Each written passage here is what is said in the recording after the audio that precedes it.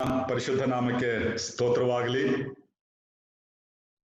ಕಳೆದ 3 ದಿವಸಗಳಿಂದ ಸ್ಥಳೀಯ ಸಭೆ ಮತ್ತು ಕರ್ತನ ಭೋಜನ ಈ ಅಂಶದಲ್ಲಿ ದೇವರ ವಾಕ್ಯದ ಆಧಾರದಲ್ಲಿ ಕೆಲವು ವಿಷಯಗಳನ್ನು ನಾವು ಧ್ಯಾನಿಸುತ್ತಾ ಅಧ್ಯಯನ ಮಾಡುತ್ತಾ ಬಂದಿದ್ದೇವೆ.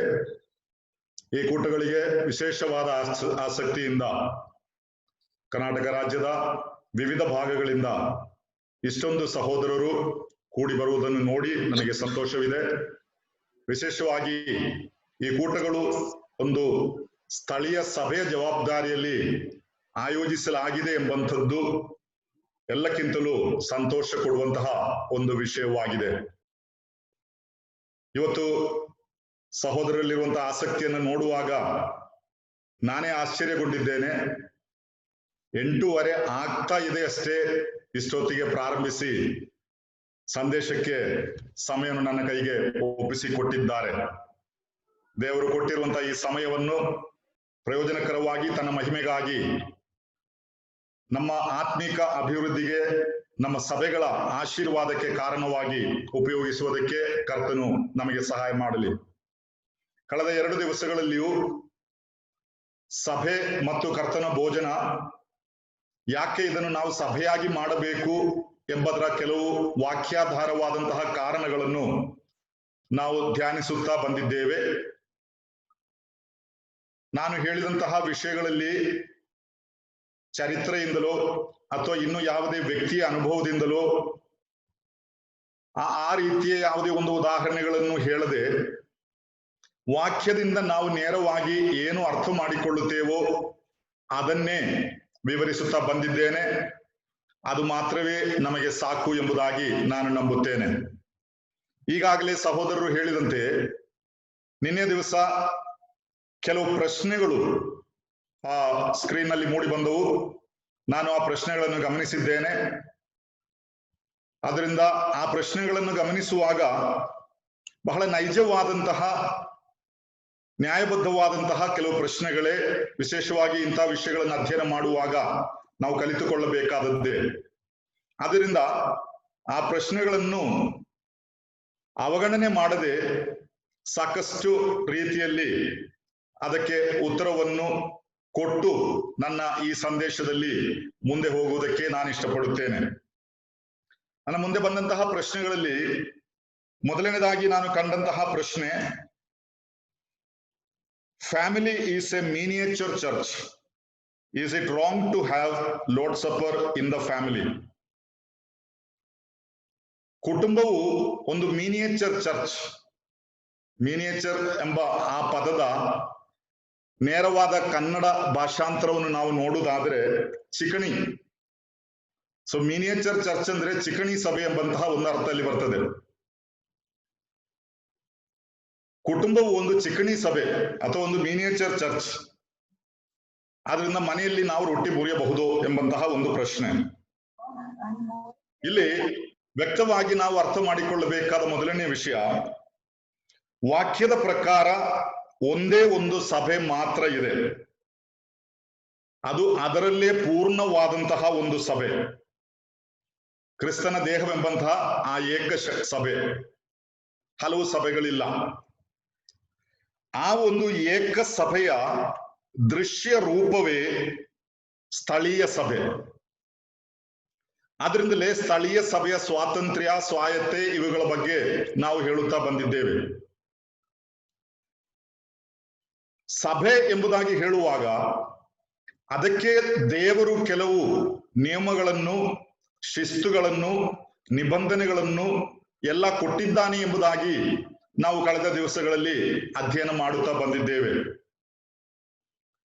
ಜನ ಕೂಡಿ ಬರುವಂತಹ ಎಲ್ಲ ಕೂಡಿ ಬರೋಣಗಳನ್ನು ಸ್ವಾಭಾವಿಕವಾಗಿ ನಾವು ಸಭೆ ಎಂಬುದಾಗಿ ಕರೆಯಬಹುದಾದರೂ ಕರ್ತನ ದೇಹವೆಂಬ ಈ ಸಭೆಗೆ ಕೆಲವು ವ್ಯವಸ್ಥೆಗಳಿದೆ. ಉದಾಹರಣೆಯಾಗಿ ನಾವಲ್ಲಿ ನೋಡುವುದಾದ್ರೆ, ಸಭೆಯಲ್ಲಿ ಕರ್ತನೆ ಕೆಲವರನ್ನು ಸುವಾರ್ತಿಕರನ್ನಾಗಿಯೂ ಉಪದೇಶಕರನ್ನಾಗಿಯೂ ಹಿರಿಯರನ್ನಾಗಿಯೂ ಇಟ್ಟಿದ್ದಾನೆ. ಎಫೆಸದವರಿಗೆ ಬರೆದ ಪತ್ರಿಕೆ 4ನೇ ಅಧ್ಯಾಯದ 11ನೇ ವಾಕ್ಯದಲ್ಲಿ ನಾವು ನೋಡುತ್ತೇವೆ. ಹೀಗೆ ಅನೇಕ ಶಿಸ್ತು, ಅನೇಕ ಕ್ರಮ, ವ್ಯವಸ್ಥೆ, ನಿಬಂಧನೆ ಇದೆಲ್ಲ ಸಭೆಗೆ ಕೊಡಲ್ಪಟ್ಟಿದೆ. ಅದೆಲ್ಲವೂ ಒಳಗೊಳ್ಳುವಾಗಲೇ ಅದು ನಿಜವಾಗಿ ಒಂದು ಸಭೆ ಆಗಿ ಪರಿವರ್ತಿಸಲ್ಪಡುವುದು ಅಥವಾ ಪರಿಗಣಿಸಲ್ಪಡುವುದು. ಆದುದರಿಂದ ಮನೆ ಅಥವಾ ಒಂದು ಕುಟುಂಬವು ಚಿಕಣಿ ಸಭೆ ಅಥವಾ ಮಿನಿಯೇಚರ್ ಚರ್ಚ್, ಆದ್ರಿಂದ ಮನೆಯಲ್ಲೇ ನಾನು ರೊಟ್ಟಿ ಮುರಿಯಬಹುದು ಎಂಬುದಾಗಿ ಹೇಳುವಂತ ವಾದ ವಾಕ್ಯಾಧಾರಿತವಾದಂತಹ ಒಂದು ವಾದವಲ್ಲ. ಇನ್ನು ಯಾರಾದ್ರೂ ಮನೆಯಲ್ಲಿ ನಾವು ರೊಟ್ಟಿ ಮುರಿಯುತ್ತೇವೆ ಎಂಬುದಾಗಿ ಹೇಳಿದ್ರೆ ಅದು ಅವರ ಮನಸ್ಸಾಕ್ಷಿಗೂ ದೇವರಿಗೂ ಬಿಟ್ಟಂತಹ ವಿಷಯ. ದೇವರ ವಾಕ್ಯದಲ್ಲಿ ಅದಕ್ಕೆ ಒಂದು ಮಾದರಿಯಾಗಿಯೋ ಆಧಾರವಾಗಿಯೋ ನಾವು ಎಲ್ಲಿಯೂ ಕಾಣೋದಿಲ್ಲ.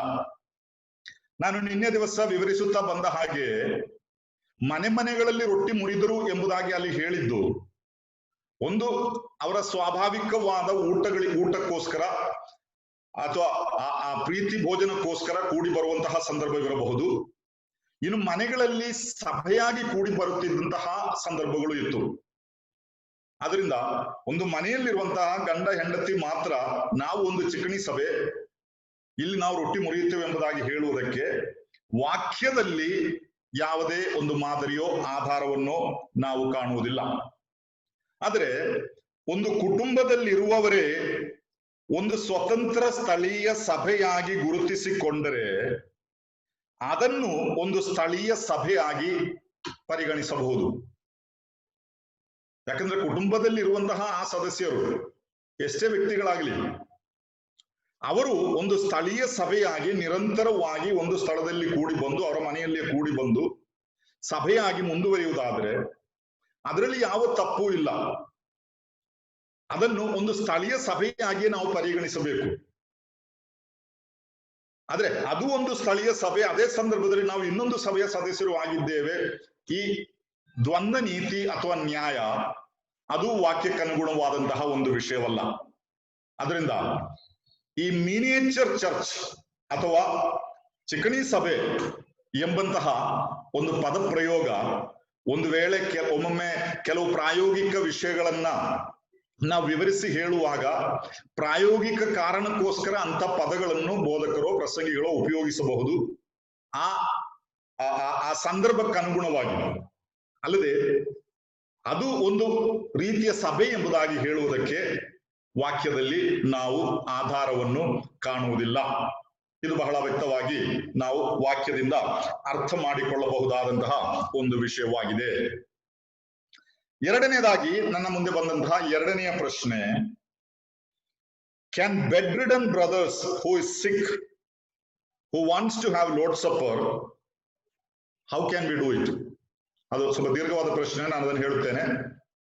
ಒಬ್ಬ ವ್ಯಕ್ತಿ ಅವನು ರೋಗಿಯಾಗಿ ಅನೇಕ ಸಮಯದಿಂದ ಮನೆಯಲ್ಲೇ ಇದ್ದಾರೆ, ಸಭೆಗೆ ಬರಲಿಕ್ಕೆ ಆಗುತ್ತಾ ಇಲ್ಲ, ಅವರಿಗೆ ರೊಟ್ಟಿ ಮುರಿಯಬೇಕು ಎಂಬಂತಹ ಆಸೆ ಇದೆ, ಆದ್ರೆ ಸಭೆಗೆ ಬರ್ಲಿಕ್ಕೆ ಆಗ್ತಾ ಇಲ್ಲ.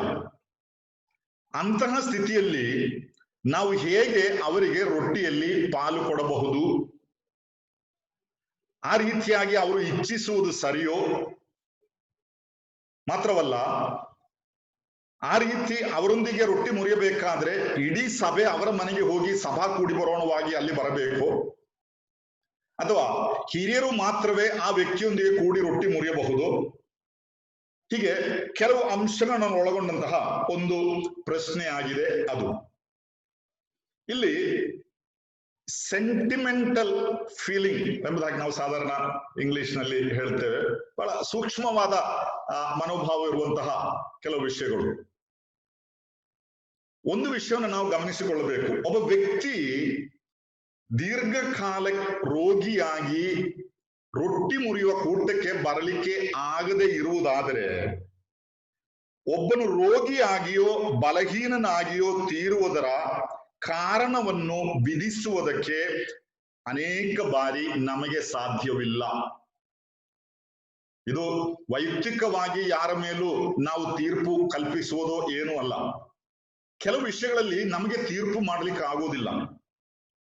ನಾನು ಯಾಕೆ ವಿಷಯ ಹೇಳಿದೆ ಎಂಬುದಾಗಿ ಕೇಳಿದ್ರೆ, ಕೊರಿಂಥದವರಿಗೆ ಬರೆದ ಮೊದಲನೇ ಪತ್ರಿಕೆಯ 11ನೇ ಅಧ್ಯಾಯದ 28ನೇ ವಾಕ್ಯದಿಂದ 31ನೇ ವಾಕ್ಯದವರೆಗೆ ಅಪೊಸ್ತಲನಾದ ಪೌಲನು ಈ ಕರ್ತನ ಭೋಜನದ ಆಚರಣೆ ಬಗ್ಗೆ ಹೇಳುವಾಗ ಹೇಳಿದಂತಹ ಮಾತುಗಳನ್ನು ನಾವು ಇಲ್ಲಿ ಒಮ್ಮೆ ಗಮನಿಸೋಣ. ಇಲ್ಲಿ ಪ್ರತಿ ಮನುಷ್ಯನು ತನ್ನನ್ನು ಪರೀಕ್ಷಿಸಿಕೊಂಡವನಾಗಿ ಆ ರೊಟ್ಟಿಯಲ್ಲಿ ತಕ್ಕೊಂಡು ತಿನ್ನಲಿ, ಆ ಪಾತ್ರೆಯಲ್ಲಿ ಕುಡಿಯಲಿ. ಯಾಕಂದರೆ ಕರ್ತನ ದೇಹವೆಂದು ವಿವೇಚಿಸದೆ ತಿಂದು ಕುಡಿಯುವವನು ಹಾಗೆ ತಿಂದು ಕುಡಿಯುವುದರಿಂದ ನ್ಯಾಯ ತೀರ್ಪಿಗೊಳಗಾಗುವನು. ಈ ಕಾರಣದಿಂದಲೇ ನಿಮ್ಮಲ್ಲಿ ಬಹು ಮಂದಿ ಬಲಹೀನರು, ರೋಗಿಗಳು ಆಗಿದ್ದಾರೆ ಮತ್ತು ಅನೇಕರು ಸಾಯುತ್ತಾರೆ. ನಮ್ಮನ್ನು ನಾವೇ ವಿಚಾರಿಸಿಕೊಂಡರೆ ನ್ಯಾಯ ವಿಚಾರಣೆಗೆ ಒಳಗಾಗುವುದಿಲ್ಲ. ಇದು ದೇವರ ವಾಕ್ಯದಿಂದ ನೇರವಾಗಿ ಓದಿದಂತಹ ಸ್ಪಷ್ಟ ವೇದ ಭಾಗ. ಇಲ್ಲಿ ಕೆಲವರು ಈ ಕಾರಣದಿಂದ ಬಲಹೀನರು, ರೋಗಿಗಳು ಆಗಿ ತೀರುತ್ತಾರೆ. ಮರಣ ಎಂಬಂಥದ್ದು ಇದೆ, ಅದು ಬೇರೆ ವಿಷಯ. ಹಾಗಾದ್ರೆ ಒಬ್ಬ ವ್ಯಕ್ತಿ ದೀರ್ಘಕಾಲ ರೊಟ್ಟಿ ಮುರಿಯುವ ಕೂಟಕ್ಕೆ ಬರಲಿಕ್ಕೆ ಸಾಧ್ಯವಾಗದೆ ಮನೆಯಲ್ಲಿ ಉಳಿಯಬೇಕಾದ ಸ್ಥಿತಿ ಬಂದರೆ ಯಾವ ಕಾರಣದಿಂದ ಅವನು ರೋಗಿ ಆಗಿದ್ದಾನೆ ಎಂಬುದನ್ನು ವಿಧಿಸುವುದು ಒಂದು ವೇಳೆ ನಮಗೆ ಸಾಧ್ಯವಿಲ್ಲ. ಆದ್ರೆ ವಾಕ್ಯ ಹೀಗೆ ಹೇಳುತ್ತದೆ. ಎಲ್ಲಾ ಕೇಸಿನಲ್ಲೂ ಹಾಗೆ ಆಗಬೇಕೆಂಬುದಾಗಿ ಇಲ್ಲ. ಯಾಕೆ ಈ ರೀತಿಯಾಗಿ ಈ ದೀರ್ಘಕಾಲದ ರೋಗ ಅವರಿಗೆ ಬಂದು ಅನ್ಯೋನ್ಯತೆಯಲ್ಲಿ ಪಾಲ್ಗೊಳ್ಳಲಿಕ್ಕೆ ಆಗದಂತಹ ಒಂದು ಸ್ಥಿತಿ ಉಂಟಾಗಿದೆ? ದೇವರು ಯಾವುದಾದ್ರೂ ನಿರ್ದಿಷ್ಟ ಕಾರಣದಿಂದ ಇದನ್ನು ಅನುವದಿಸಿದ್ದಾನೋ ಅಥವಾ ಯಾವುದಾದ್ರೂ ಕಾರಣಗಳಿಂದ ಈ ವ್ಯಕ್ತಿ ಈ ಕರ್ತನ ಭೋಜನದಲ್ಲಿ ಇನ್ನು ಪಾಲುಗಾರನಾಗಿ ಮುಂದುವರಿಯಬಾರದು ಎಂಬ ಕಾರಣದಿಂದ ಅವನನ್ನು ರೋಗಿಯಾಗಿ ಮಾಡಿದ್ದಾನೋ? ಯಾಕಂದ್ರೆ ಅದಕ್ಕೆ ಸಾಧ್ಯತೆಗಳಿದೆ ಎಂಬುದಾಗಿ ನಾವಿಲ್ಲಿ ನೋಡುತ್ತೇವೆ. ಆದ್ರೆ ನಾವು ವಿಧಿಸುವವರಲ್ಲ. ಆದ್ರಿಂದ ಇಂಥ ವಿಷಯಗಳನ್ನು ನಾವು ಪರಿಗಣಿಸುವಾಗ ಬಹಳ ಸ್ಪಷ್ಟವಾಗಿ ನಾವು ಗಮನದಲ್ಲಿಟ್ಟುಕೊಳ್ಳಬೇಕಾದಂತಹ ಒಂದು ವಿಷಯ, ನಾವು ಈ ವಿಷಯಗಳಲ್ಲಿ ತೀರ್ಮಾನ ತೆಗೆದುಕೊಳ್ಳುವಾಗ ನಾವು ಕರ್ತನ ವಿಧಿಯನ್ನು ದಾಟುತ್ತಿದ್ದೇವೋ ಎಂದು ಪರೀಕ್ಷಿಸಿಕೊಳ್ಳಬೇಕು. ಅಲ್ಲ, ಇದು ಕರ್ತನ ಅವರನ್ನು ರೋಗದ ನಿಮಿತ್ತ ದೂರವಿಟ್ಟಿದ್ದಾನೆ ಎಂಬುದಲ್ಲ, ಅದು ಕಾರಣವಲ್ಲ ಎಂಬುದಾಗಿ ಖಚಿತಪಡಿಸಿಕೊಳ್ಳುವುದಕ್ಕೆ ಮನಸಾಕ್ಷಿಯಿಂದ ನಿಮಗೆ ಕಾರಣಗಳಿದ್ದರೆ ಇದು ಬಹಳ ವ್ಯಕ್ತವಾಗಿ ವಾಕ್ಯದಲ್ಲಿ ನಾವು ಕಾಣುವಂಥದ್ದು. ಸೊ ಅಂತಹ ಸ್ಥಿತಿಗತಿಗಳು ಬರಬಹುದು. ಆದುದರಿಂದಲೇ ಅದನ್ನು ಪಕ್ಕನೆ ನಾವು ಸ್ವಲ್ಪ ಗಡಿಬಿಡಿ ಮಾಡಿ ಇಲ್ಲ ನಾವು ಅಲ್ಲಿ ಹೋಗಿ ಅವರಿಗೆ ರೊಟ್ಟಿಯಲ್ಲಿ ಪಾಲು ಕೊಡಲೇಬೇಕು ಎಂಬ ಹಠ ಹಿಡಿದರೆ ಒಮ್ಮೊಮ್ಮೆ ದೇವರ ವಿಧಿಯನ್ನು ನಾವು ದಾಟುವಂತಹ ಸ್ಥಿತಿ ಅಲ್ಲಿ ಉಂಟಾಗುತ್ತದೆ. ಆದರೂ ಹಾಗಲ್ಲ, ಬೇರೆ ಯಾವುದೋ ಕಾರಣದಿಂದ ಅವರು ರೋಗಿ ಆಗಿರಬಹುದು ಎಂಬಂಥದ್ದು ಆ ಸ್ಥಳೀಯ ಸಭಾ ಹಿರಿಯರಿಗೂ ಸಭೆಗೂ ಬೋಧ್ಯವಾದರೆ ಆ ರೋಗ ಶಯ್ಯೆಯಲ್ಲಿರುವ ವ್ಯಕ್ತಿಯ ಮನೆಯಲ್ಲಿಯೋ ಅಥವಾ ಇನ್ನು ಯಾವುದೇ ಸ್ಥಳದಲ್ಲಿ ಆದರೂ ಕರ್ತನ ಭೋಜನದ ಆಚರಣೆಗಾಗಿ ಕೂಡಿ ಬರುವಾಗ ಸಭೆಯಾಗಿ ಕೂಡಿ ಬರುವುದೇ ವಾಕ್ಯದ ಮಾದರಿ. ಆದ್ರೆ ಇಂಥ ವಿಷಯಗಳಲ್ಲಿ ಸ್ಥಳೀಯ ಸಭೆಯ ಸ್ವತಂತ್ರ ತೀರ್ಮಾನವನ್ನು ಕೈಗೊಳ್ಳಬೇಕೇ ಹೊರತು ಇದಕ್ಕೆ ನಿರ್ದಿಷ್ಟವಾದ ವಾಕ್ಯಾಧಾರಗಳಿಲ್ಲ. ಯಾಕಂದ್ರೆ ಅಂತಹ ಒಂದು ವಾಕ್ಯಾಧಾರವು ಅಥವಾ ಅದಕ್ಕೆ ಮಾದರಿಯಾಗಿ ಒಬ್ಬ ವ್ಯಕ್ತಿ ಹೊಸ ಒಡಂಬಡಿಕೆಯ ಸಭೆಯಲ್ಲಿ ಅಥವಾ ಅಪೊಸ್ತಲರ ಸಭೆಯಲ್ಲಿ ರೋಗಿ ಆಗಿದ್ದನು, ಅದರಿಂದ ಆ ವ್ಯಕ್ತಿಗೋಸ್ಕರ ಅಲ್ಲಿ ಹೋಗಿ ಅವರು ರೊಟ್ಟಿ ಮುರಿದರು ಎಂಬ ಮಾದರಿ ನಾವು ದೇವರ ವಾಕ್ಯದಲ್ಲಿ ಎಲ್ಲಿಯೂ ಕಾಣುವುದಿಲ್ಲ. ಅದರಿಂದ ಅಂತಹ ಒಂದು ಅನಿವಾರ್ಯವಾದ ಸ್ಥಿತಿ ಉಂಟಾದರೆ ಅದನ್ನು ಬಹಳ ಭಯದಿಂದ ಬಹಳಷ್ಟು ಚಿಂತಿಸಿ ಆಲೋಚಿಸಿ ಅದರ ಅಗತ್ಯವಿದೆಯೋ ಎಂಬುದಾಗಿ ಬಹಳ ಚಿಂತಿಸಿ ಆಲೋಚಿಸಿ ಆ ಸ್ಥಳೀಯ ಸಭೆಯ ಸ್ವಾತಂತ್ರ್ಯಕ್ಕೆ ಬಿಟ್ಟಂತಹ ಒಂದು ವಿಷಯವಾಗಿದೆ.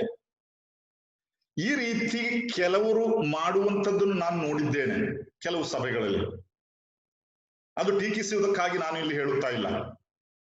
ಸಭೆಯಲ್ಲಿರುವಂತಹ ಕೆಲವರು ಆ ರೋಗಿಯ ವ್ಯಕ್ತಿಯ ಮನೆಗೆ ಹೋಗಿ ಅಲ್ಲಿ ರೊಟ್ಟಿ ಮುರಿಯುವಂತಹ ಒಂದು ಕಾರ್ಯವನ್ನು ಮಾಡುವುದನ್ನು ನಾನು ನೋಡಿದ್ದೇನೆ.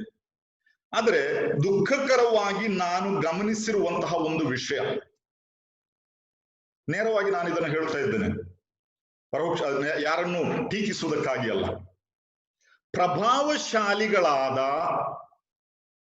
ಅಥವಾ ಉನ್ನತ ಮಟ್ಟದಲ್ಲಿರುವಂತಹ ಕೆಲವು ವ್ಯಕ್ತಿಗಳು ರೋಗಿಗಳಾಗಿ ದೀರ್ಘಕಾಲ ಸಭೆಗೆ ಬರಲಿಕ್ಕೆ ಆಗದೆ ಇದ್ದರೆ ಅವರಿಗೆ ರೊಟ್ಟಿ ಮುರಿಯೋ ಕೂಟದಲ್ಲಿ ಅನ್ಯೂನ್ಯತೆ ಕೊಡುವುದಕ್ಕೆ ಬಹಳಷ್ಟು ತವಕ ಪಡುತ್ತಾರೆ. ಇಲ್ಲ, ಅಲ್ಲಿ ಹೋಗಿ ನಾವು ರೊಟ್ಟಿ ಮುರಿಯಲೇಬೇಕು. ಆದ್ರೆ ಅಷ್ಟು ಗುರುತಿಸಲ್ಪಡದ ಬಡವರಾದ ಹೆಚ್ಚು ಎಲ್ಲಿಯೂ ಕಂಡು ಬರದಂತಹ ಒಬ್ಬ ಸದಸ್ಯನು ತಿಂಗಳುಗಳಿಂದ ರೋಗಿಯಾಗಿ ಬಿದ್ದರೂ ರೊಟ್ಟಿ ಮುರಿಯುವುದು ಬಿಡಿ, ಅವನನ್ನ ಸಂದರ್ಶಿಸುವುದಕ್ಕೂ ಯಾರು ಹೋಗುವಂತ ಸ್ಥಿತಿ ಕಾಣುವುದಿಲ್ಲ. ಅಲ್ಲಿ ಒಂದು ಪಕ್ಷಪಾತ ಉಂಟಾಗುತ್ತದೆ.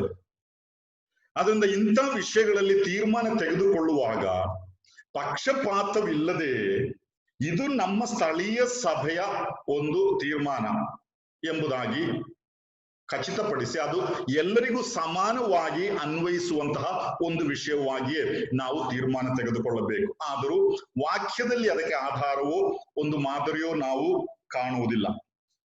ಇನ್ನೊಂದು ವಿಷಯವನ್ನು ನಾವು ನೆನೆಸಿಕೊಳ್ಳಬೇಕಾದದ್ದು, ಈ ಕರ್ತನ ಭೋಜನದ ಅನುಷ್ಠಾನ ರೋಗದಲ್ಲಿಯೋ ಕಷ್ಟದಲ್ಲಿಯೋ ದುಃಖದಲ್ಲಿಯೋ ಇರುವವರಿಗೆ ಆದರಣೆಗಾಗಿ ಸ್ಥಾಪಿಸಲ್ಪಟ್ಟದ್ದಲ್ಲ.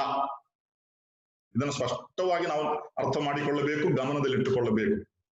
ದುಃಖದಲ್ಲಿರುವವರಿಗೆ ಆದರಣೆ ಕೊಡುವುದಕ್ಕಾಗಿ ಅಲ್ಲ ರೊಟ್ಟಿ ಮುರಿಯುವಂಥದ್ದು.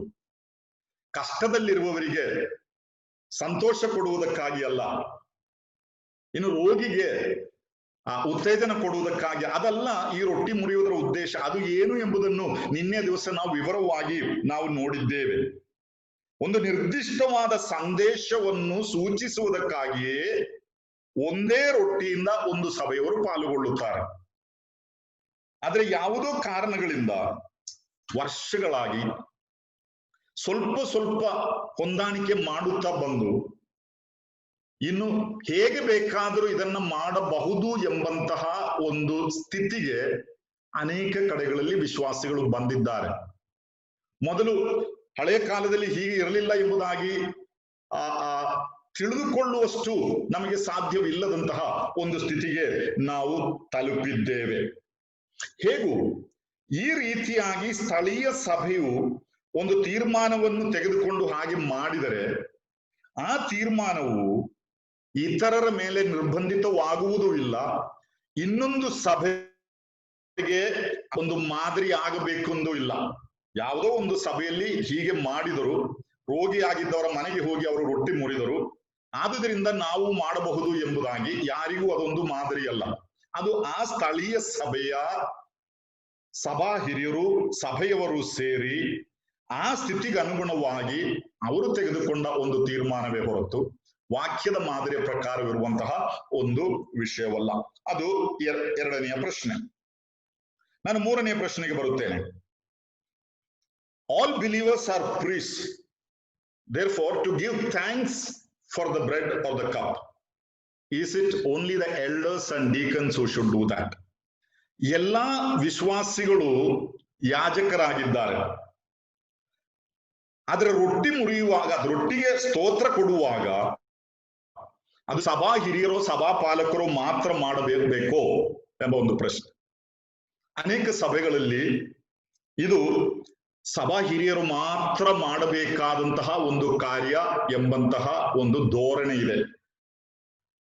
ಇನ್ನು ಸಭಾ ಹಿರಿಯರ ಕೆಲಸ ಇದು ಮಾತ್ರ ಎಂಬುದಾಗಿ ಬೇರೆ ಯಾವುದಕ್ಕೂ ಅವರು ಲಭ್ಯರಲ್ಲ ಎಂಬಂತಹ ಸ್ಥಿತಿಯು ಅನೇಕ ಕಡೆಗಳಲ್ಲಿ ಬಂದಿದೆ. ಅಂದ ಇದರ ಬಗ್ಗೆ ವಾಕ್ಯದಿಂದ ನಾವು ಅರ್ಥ ಮಾಡಿಕೊಳ್ಳುವ ಸತ್ಯವೇನು? ವಾಕ್ಯದಿಂದ ನಾವು ಅರ್ಥ ಮಾಡಿಕೊಳ್ಳುವಾಗ ಪಾಲು ತೆಗೆದುಕೊಳ್ಳುವುದಕ್ಕೆ ಅರ್ಹತೆಯುಳ್ಳ ಯಾವುದೇ ಸಹೋದರನಿಗೆ ಸ್ತೋತ್ರ ಕೊಡುವ ಅವಕಾಶವಿದೆ. ಯಾಕಂದ್ರೆ ದೇವರ ವಾಕ್ಯದಲ್ಲಿ ಪಾಲು ಕೊಳ್ಳುವವನ ಯೋಗ್ಯತೆಯ ಬಗ್ಗೆ ಮಾತ್ರ ಹೇಳಲ್ಪಟ್ಟಿದೆ. ಸ್ತೋತ್ರ ಕೊಡುವವನ ಯೋಗ್ಯತೆ ನಿರ್ದಿಷ್ಟವಾಗಿ ಎಲ್ಲಿಯೂ ಚರ್ಚಿಸಲ್ಪಡಲಿಲ್ಲ. ಯಾವ ಉಪದೇಶವೂ ಅದರ ಬಗ್ಗೆ ಕೊಡಲಿಲ್ಲ. ಆದ್ರಿಂದ ತಾತ್ವಿಕವಾಗಿ ನಾವು ನೋಡುವುದಾದರೆ ಆ ರೊಟ್ಟಿ ಮುರಿಯುವ ಕೂಟದಲ್ಲಿ ಪಾಲುಗೊಳ್ಳುವುದಕ್ಕೆ ಯಾರಿಗೆ ಅರ್ಹತೆ ಇದೆಯೋ ಅಂತಹ ಸಹೋದರರು ಸ್ತೋತ್ರ ಕೊಡುವುದಕ್ಕೂ ಅರ್ಹತೆ ಉಳ್ಳವರಾಗಿದ್ದಾರೆ. ಅದರಲ್ಲಿ ಯಾವ ಸಂದೇಹವೂ ಇಲ್ಲ. ಹಿರಿಯರೋ ಸಭಾಪಾಲಕರೋ ಮಾತ್ರ ಮಾಡಬೇಕು ಎಂಬಂತಹ ನಿರ್ಬಂಧ ವಾಕ್ಯದಲ್ಲಿಲ್ಲ. ಆದರೂ ಕರ್ತನ ಭೋಜನ ಎಂಬಂತಹ ಈ ಅನುಷ್ಠಾನವನ್ನು ನಾವು ಬಹಳಷ್ಟು ಗೌರವಿಸುವಂತಹ ಒಂದು ಅನುಷ್ಠಾನವಾಗಿದೆ. ನಾವು ಅದಕ್ಕೆ ಬಹಳಷ್ಟು ಪ್ರಾಮುಖ್ಯತೆಯನ್ನು ಕೊಡುತ್ತೇವೆ. ಬಹಳ ಭಕ್ತಿಯಿಂದ ನಾವು ಮಾಡುವಂತಹ ಒಂದು ವಿಷಯ. ಹೀಗೆ ನಾವು ಅದನ್ನು ಬಹಳಷ್ಟು ಗೌರವಿಸುವಂತಹ ಒಂದು ಅನುಷ್ಠಾನವಾಗಿರುವುದರಿಂದ ಈ ಸ್ತೋತ್ರ ಕೊಡುವ ಅವಕಾಶವನ್ನು ನಾವು ಗೌರವ ಪೂರ್ವಕವಾಗಿ ಪಕ್ವತೆಯುಳ್ಳ ಹಿರಿಯರಿಗೆ ಕೊಡುತ್ತೇವೆ. ಅದು ಒಂದು ಒಳ್ಳೆಯ ಮಾದರಿ, ಅದರಲ್ಲಿ ಯಾವ ತಪ್ಪು ಇಲ್ಲ.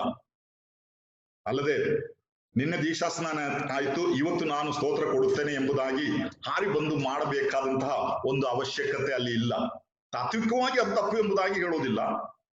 ಆದ್ರೆ ಬಹಳ ಗೌರವದೊಡನೆ ನಾವು ಮಾಡುವಂತಹ ಒಂದು ಅನುಷ್ಠಾನವಾಗಿರುವುದರಿಂದ ಪಕ್ವತೆಯುಳ್ಳಂತಹ ಹಿರಿಯರಿಗೆ ಅದನ್ನ ನಾವು ಬಿಟ್ಟುಕೊಡುವವರಾಗಿದ್ದೇವೆ. ಅದು ಒಂದು ಒಳ್ಳೆಯ ಮಾದರಿ, ಅಧೀನತೆಗೆ ಅದು ಒಂದು ಒಳ್ಳೆಯ ಗುರುತೂ ಆಗಿದೆ. ಅಷ್ಟಲ್ಲದೆ ಅದಕ್ಕಿಂತ ಬೇರೆ ಏನೂ ಇಲ್ಲ. ಇದು ಒಂದು ಉಪದೇಶ ತತ್ವವೂ ಅಲ್ಲ. ಅದು ಮೂರನೆಯ ಪ್ರಶ್ನೆ. ನಾಲ್ಕನೆಯ ಪ್ರಶ್ನೆ, can sisters observe Lord's supper in the sisters meeting? ಸಹೋದರಿಯರ ಕೂಟದಲ್ಲಿ ಕರ್ತನ ಭೋಜನವನ್ನು ಆಚರಿಸಬಹುದೋ? ನ್ಯಾಯಬದ್ಧವಾದಂತಹ ಪ್ರಶ್ನೆ. ಯಾಕಂದ್ರೆ ನಾವು ಯಾವುದೇ ಒಂದು ವಿಷಯವನ್ನು ನೋಡುವಾಗ ಅದಕ್ಕೆ ಕೆಲವು ಮಿತಿಗಳು, ಕೆಲವು ನಿಬಂಧನೆಗಳು ಇರುವಾಗ ನಾವು ಏನು ಮಾಡಿದ್ರೂ ಆ ನಿಬಂಧನೆಯ ಒಳಗಿದ್ದುಕೊಂಡೇ ಮಾಡಬೇಕು. ಆದ್ರೆ ಆ ನಿಬಂಧನೆಗಳಿಂದ ನಾವು ಒಮ್ಮೆ ಹೊರಗೆ ಬಂದ್ರೆ ಮತ್ತೆ ಯಾವ ಮಿತಿಯೂ ಇಲ್ಲ, ಯಾರಿಗೆ ಏನು ಬೇಕಾದರೂ ಹೇಗೂ ಮಾಡಬಹುದು.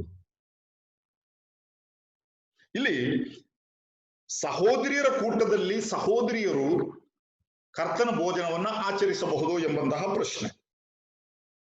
ವಾಕ್ಯದಲ್ಲಿ, ದೇವರ ವಾಕ್ಯದಲ್ಲಿ ಸಹೋದರಿಯರ ಕೂಟ ಎಂದು ಒಂದು ಕೂಡಿ ಬರೋಣ ಎಲ್ಲಿಯೂ ಕಾಣುವುದಿಲ್ಲ.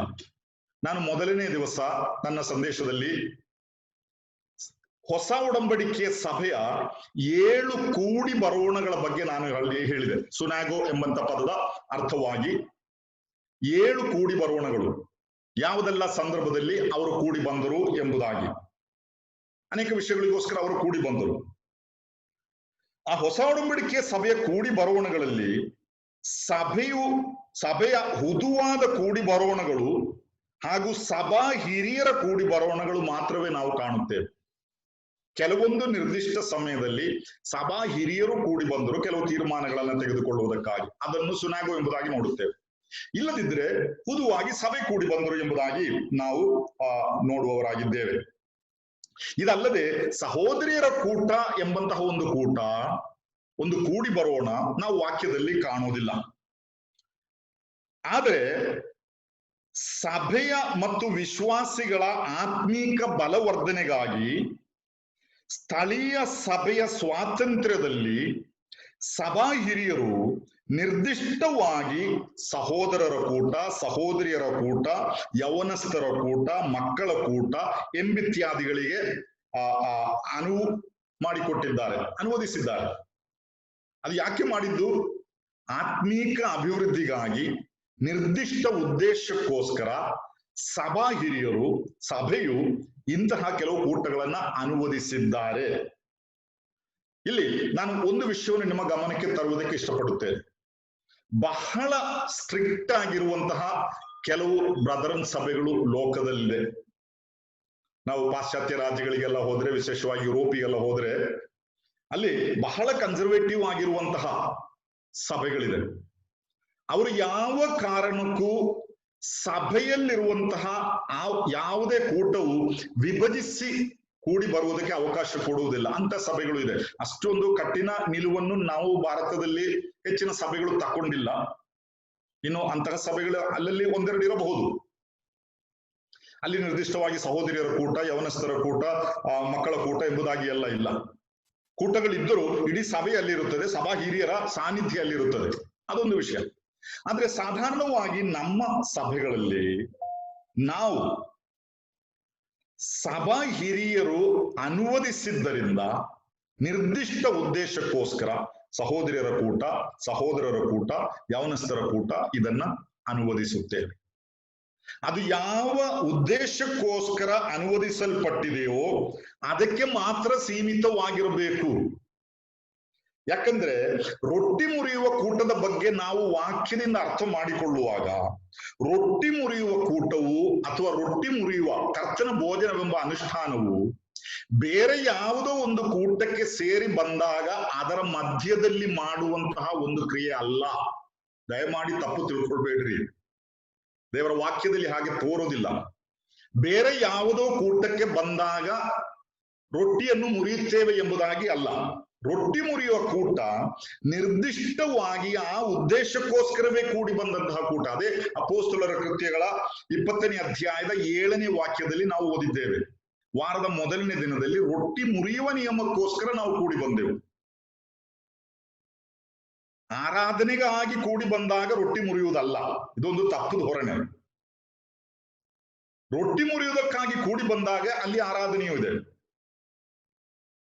ಅದರಿಂದ ಸಹೋದರಿಯರ ಕೂಟಕ್ಕಾಗಿ ಸೇರಿ ಬಂದಾಗ ಅಲ್ಲಿ ರೊಟ್ಟಿ ಮುರಿಯುವುದು, ಇನ್ನು ಬೇರೆ ಯಾವುದಾದ್ರೂ ಒಂದು ಕೂಟಕ್ಕೋಸ್ಕರ ಸೇರಿ ಬಂದಾಗ ಅಲ್ಲಿ ರೊಟ್ಟಿ ಮುರಿಯುವುದು ಇಲ್ಲ. ರೊಟ್ಟಿ ಮುರಿಯುವ ಕೂಟವು ಅದು ನಿರ್ದಿಷ್ಟವಾಗಿ ಅದಕ್ಕೋಸ್ಕರವೇ ಸೇರಿ ಬರುವಂತಹ ಒಂದು ಕೂಟ ಹೊಸ ಒಡಂಬಡಿಕೆ ಸಭೆಯ ಮಾದರಿ. ಬೇರೆ ಉದ್ದೇಶಗಳಿಗೋಸ್ಕರ ಬಂದ್ರೆ ಅದರ ಮಧ್ಯದಲ್ಲಿ ಇದು ಮಾಡಬೇಕಾಗಿಲ್ಲ. ಹಾಗೆ ಮಾಡಬಹುದು ಎಂಬುದಾಗಿ ಕೆಲವರು ವಾದಿಸಿದರ ಫಲವಾಗಿಯೇ ಇಂದು ಮದುವೆ ಸಮಾರಂಭಗಳಲ್ಲಿ, ಇನ್ನು ಮರಣ ಸಂಭವಿಸಿದಂತಹ ಸ್ಥಳಗಳಲ್ಲಿ, ಹೀಗೆ ಬೇರೆ ಹುದುವಾದ ಕೂಟಗಳ ಮಧ್ಯದಲ್ಲಿಯೂ ಕರ್ತನ ಈ ಭೋಜನವನ್ನು ಬಹಳ ಲಾಘವವಾಗಿ ಅನುಕರಿಸುವಂತದನ್ನು ನಾವು ಕಾಣುತ್ತೇವೆ. ಇದು ದೇವಜನರ ಮಧ್ಯದಲ್ಲಿ ನಡೆಯಬಾರದು. ಆದ್ದರಿಂದ ಸಹೋದರಿಯರ ಕೂಟಕ್ಕೋಸ್ಕರ ಸೇರಿ ಬಂದಾಗ ಅಲ್ಲಿ ರೊಟ್ಟಿ ಮುರಿಯುವುದನ್ನು ಮಾಡುವುದು ವಾಕ್ಯಕ್ಕೆ ಅನುಗುಣವಾದಂತಹ ಒಂದು ವಿಷಯವಲ್ಲ. ಯಾವ ಉದ್ದೇಶಕ್ಕೂ ಸಹೋದರಿಯರು ಅವರಿಗೆ ಇಷ್ಟ ಬಂದ ಹಾಗೆ ಸೇರಿ ಬರುವುದಲ್ಲ.